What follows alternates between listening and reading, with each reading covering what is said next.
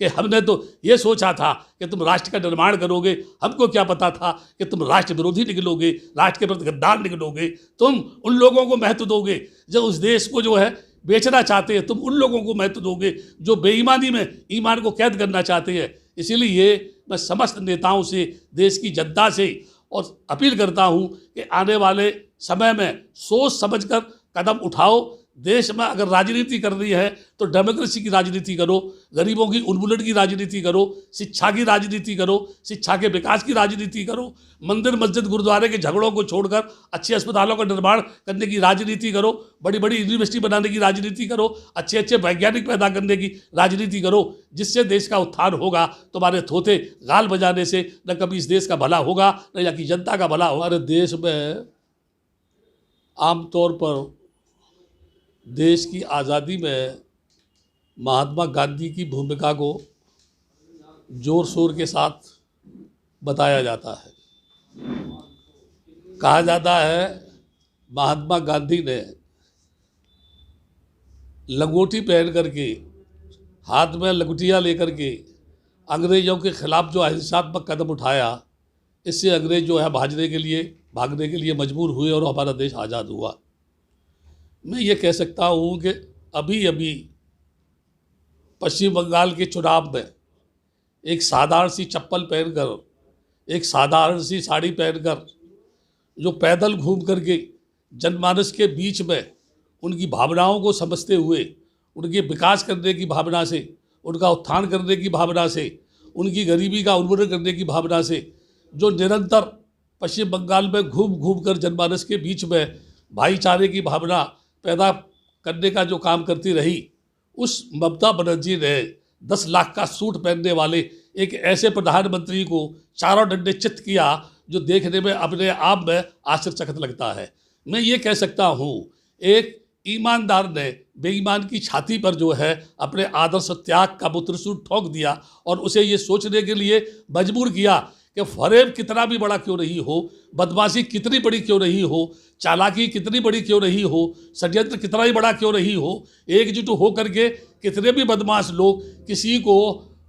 परेशान करने के लिए, किसी को बर्बाद करने के लिए कितनी भी कोशिश क्यों न करें, लेकिन आखिर में विजयी वही होता है जिसका ईमान हिमालय की तरह से अड़ग होता है, जिसका इरादा एक मजबूत होता है, जो हिमालय सागर की तरह से गहराइयों में खोया हुआ होता है, जिसके मन पर शिकस्त नहीं आती, जिसके चेहरे पर हमेशा मुस्कुराहट रहती है। ऐसी उस ममता बनर्जी एक ही महिला ने, जिसके पीछे पूरा आरएसएस, जिसके पीछे पूरी सरकार, उस सरकार के नुमाइंदे, मंत्री, संतरी से लेकर के जितनी भी उनकी संस्थाएं थी जो राम राज्य की कल्पना कर रही है भारत की धरती पर, एक महिला ने उनको चारों डंडे चित्त करके ये बता दिया कि तुम कितने भी एक हो जाओ, अगर तुम्हारे मन का छल कपट फरेब दूर नहीं होता तो तुम तो क्या, तुम्हारे फरिश्ते भी कभी इस भारत की धरती पर राम राज्य की कल्पना नहीं कर सकते। साकार करना तो बहुत बड़ी बात है। मैं यहाँ ये बताना चाहता हूँ,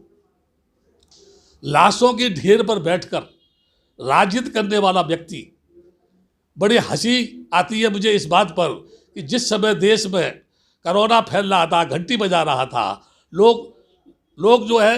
ढेर के ढेर मर रहे थे, लाशों के ढेर लगे हुए थे, शमशान में जगह नहीं मिल रही थी, उस समय हमारे देश का प्रधानमंत्री, पूरी सरकार एड़ी चोटी का जोर लगाए हुए पश्चिमी बंगाल में उस चुनाव प्रसार में ऐसे जुटी हुई थी मानो वह कोई बहुत बहुमूल्य जो है शक्ति प्राप्त करने के लिए लामबंद हुए हो या संघर्षरत हुए हो। लेकिन मैं ये कहना चाहता हूँ, जिस प्रधानमंत्री के दिल में राष्ट्र के विकास की कोई भावना नहीं है, जिस प्रधानमंत्री के दिल में देश के उत्थान की कोई भावना नहीं है, जो प्रधानमंत्री इतने लाखों लोगों के मर जाने के बाद भी किसी के भी घर पे जाकर के, किसी भी अस्पताल में जाकर के, किसी भी मरने वाले व्यक्ति के पास जाकर के 2 बूंद अपनी सहानुभूति के आंसू नहीं टपका सकता, उससे क्या उम्मीद की जाए कि वो राष्ट्र का विकास करेगा। मैं यहाँ ये बताना चाहता हूँ, मेरा किसी से कोई बैर नहीं है, मेरी किसी से कोई दुश्मनी नहीं है। मैं बुद्ध का अनुयायी हूँ, बुद्ध के दर्शन का अनुयायी हूँ। मेरा काम अहिंसात्मक पथ पर चल करके भाईचारे की भावना के माध्यम से देश में एकजुटता लाना है, देश की एकता अखंडता को मजबूत करना है, देश में एक जातविहीन समाज की स्थापना करना है, देश से ऊंच नीच को भगाना है, अंधविश्वास, रूढ़वाद की परिकल्पना को जो ध्वस्त करना है, अनिश्वरवाद, अनातमवाद की धरती पर स्थापना करना है, ताकि मानव राष्ट्र के विकास के लिए सोचे, राष्ट्र के निर्माण के लिए सोचे, राष्ट्र के लिए जिए, राष्ट्र के लिए मरे। तभी तो ये देश राष्ट्र को विश्व गुरु कहलाएगा, तभी तो दुनिया के लोग यहाँ बुद्ध के दर्शन को जानने के लिए आएंगे। कितना हास्यास्पद है, 3-4 महीने तक इस देश में जितनी बुरी तरीके से तांडव हो रहा है इस कोरोना वायरस का, बड़े खेद के साथ मुझे कहना पड़ता है, शासन प्रशासन इस बात पर जोर दे रहा है मास्क लगाओ, नहीं तो तुम पर जुर्माना होगा। कोई बगैर मास्क के घर में से निकले नहीं, घर में बैठा है तो भी मास्क लगाओ। यानी जबरन तुम जो लोगों के ऊपर थोप रहे हो, वो सिकंदर क्या था जिसने जुल्म से जीता जहां, जो प्यार से जीते दिलों को वो झुका दे आसमां। इस धरती पर तुमसे ज़्यादा बड़े बड़े शहंशाह हुए, तुमसे ज़्यादा बड़े बड़े आला बादशाह हुए, जो तलवार के बूते पर पूरी दुनिया को जीतना चाहते थे। लेकिन मैं ये कहूँगा, जो अपने आप को नहीं जीत सकता, जो अपने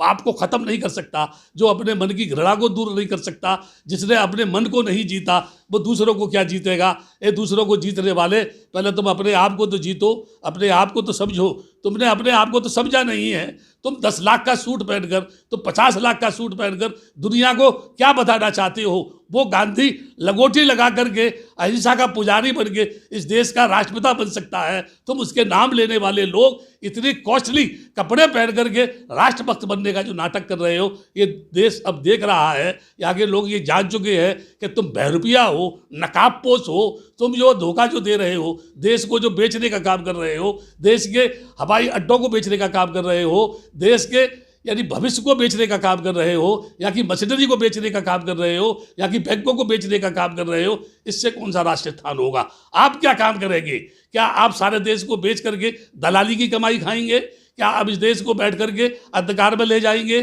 क्या आप इस देश को राग द्वेष की आग में जलाएंगे? क्या आप इस देश के यानी ऊपर बैठ करके लोगों के बीच में सांप्रदायिक जहर फैला करके आपस में महाभारत कराओगे, युद्ध कराओगे, और उस युद्ध के बीच में बैठ करके गीता का पाठ करोगे या रामायण की चौपाइयाँ पढ़ोगे? इससे देश का भला नहीं होगा। मैं कहना चाहता हूँ, हमारे देश के विभिन्न पार्टी के नेताओं को ये सबक लेना चाहिए कि सारे लोग मिल करके, पूरी सत्ता मिल करके एक महिला के मनोबल को तोड़ नहीं सकते, उसे झुका नहीं सकते। तो कम से कम इन लोगों को ये शिक्षा लेनी चाहिए, काश ये विरोध पक्ष के सभी लोग एक मत हो जाएं, एकजुट हो जाएं, तो इस देश की धरती पर डेमोक्रेसी की स्थापना करने से या संविधान को बचाने से कोई रोक नहीं सकता। संविधान ही इस देश को चला रहा है। जिस दिन संविधान के साथ ये खिलवाड़ करेंगे, ये देश ध्वस्त हो जाएगा, गुलाम बन जाएगा। तब कोई दूसरा डॉक्टर अम्बेडकर पैदा नहीं होगा जो संविधान की रचना करेगा। आज देश की आज़ादी के बाद भी कोई अनुसूचित जाति का व्यक्ति घोड़े पर चढ़ नहीं सकता, बारात में नहीं ले जा सकता, वो अपने बेटे की शादी धूमधाम से नहीं कर सकता। आज भी लोगों के मन में जहर है, जलन है। जो योगी उत्तर प्रदेश को नहीं संभाल सका, वो जो है पश्चिम बंगाल में झंडे गाड़ने के लिए गया था, लेकिन वहाँ देखा कि वो ममता बनर्जी इतने बहुमत के साथ जीती तो चारों डंडे चित्त गिरा। अब उसको मुंह दिखाने की भी जगह नहीं है। कम से कम अपने देश, अपने प्रदेश का भला कर लेता। अपने प्रदेश में जो लोगों की मृत्यु का तांडव हो रहा है, गैस की जो है कमी हो रही है, अस्पतालों में बिस्तरों की कमी हो रही है, लोग मर रहे हैं, लाशों के ढेर लगे हैं, शमशान में जगह नहीं मिल रही है, जहाँ कुत्ते दफनाए जाते हैं वहाँ लोगों को जलाया जाएगा। ऐसे हालात में ये देश यहाँ के शासन प्रशासन से, यहाँ के मंत्री से, प्रधानमंत्री से, यहाँ के राष्ट्रपति से ये पूछ रहा है, ये देश के कर्णधारों, ये देश के चौकीदारों, ये देश को सजग रास्ते पे ले जाने वाले लोगों, ये देश का उत्थान करने वाले लोगों, तुम ये बताओ कौन से मोड़ पे तुम जा रहे हो, कहाँ इस देश को ले जा रहे हो। कम से कम तुम उस समस्या का समाधान करने की कोशिश करो, ताकि कोरोना वायरस से लोगों को राहत मिले, ताकि तुम जो अस्पतालों में बेडों की व्यवस्था करो, ताकि लोगों को भर्ती होने में कोई तकलीफ नहीं हो। आप उस वैकेंसी की उसको जो है दवा की खोज करने की कोशिश करो। या तुम एक दिन चिल्ला रहे, एक तरफ चिल्ला रहे हो, बाहर से आ रहा है वो जो है उसका टीकाकरण जो होगा, बाहर से लोग भेज रहे हैं, हमारे यहाँ पर जो है उसके बावजूद भी लोग लाखों मर रहे हैं रोजाना। झूठ बोलने की ये जो तुम्हारी भावना है, इसे तो ख़त्म करो। मैं देख रहा था वो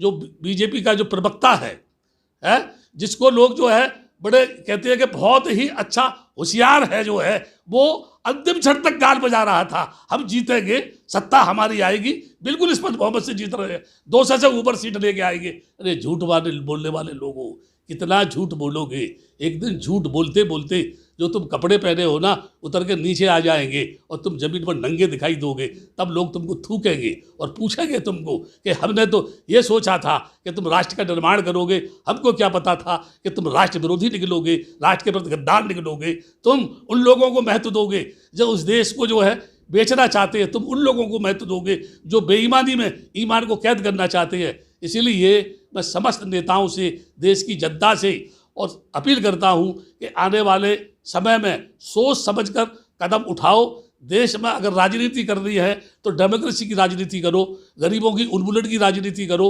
शिक्षा की राजनीति करो, शिक्षा के विकास की राजनीति करो, मंदिर मस्जिद गुरुद्वारे के झगड़ों को छोड़कर अच्छे अस्पतालों का निर्माण करने की राजनीति करो, बड़ी बड़ी यूनिवर्सिटी बनाने की राजनीति करो, अच्छे अच्छे वैज्ञानिक पैदा करने की राजनीति करो, जिससे देश का उत्थान होगा। तुम्हारे थोथे गाल बजाने से न कभी इस देश का भला होगा न यहाँ की जनता का भला होगा। हाँ, ये जरूर होगा कि तुम्हारे शासनकाल में ये देश भूखा और नंगा और कंगाल हो जाएगा और अंतर्राष्ट्रीय मंच पर खड़े होकर के भीख मांगेगा और कहेगा हमें कुछ दे दो खाने को, क्योंकि हमारे देश के नुमाइंदों ने हमें इस स्थिति में लाके खड़ा कर दिया है जिनका काम था हमारी ज़िंदगी का विकास करना, उन्होंने हमें ऐसे मोड़ पर खड़ा कर दिया है जहां मरने के अलावा कोई रास्ता नहीं है। इसलिए होश में आ जाओ और होश में आने के बाद अच्छा काम करके ऐसा काम करो कि दुनिया के लोग तुम्हारा नाम लें, तुम्हारी प्रशंसा करें कि वास्तविक दृष्टि से भारत की धरती पर लोकतंत्र की मजबूती के लिए कार्य करने वाले नेता कितने अच्छे हैं, कितने राष्ट्रभक्त हैं, कितने यानी हम गरीबों के हमदर्द है। मैं समझता हूँ यही भावना इस देश को मजबूत करेगी और राष्ट्र मजबूत होगा, लोकतंत्र मजबूत होगा और संविधान सही मायने में जो दिशा दे रहा है उस पर चल करके हमारे देश का एक ऐसा निर्माण होगा जो दुनिया के लिए एक प्रेरणा का स्रोत बनेगा।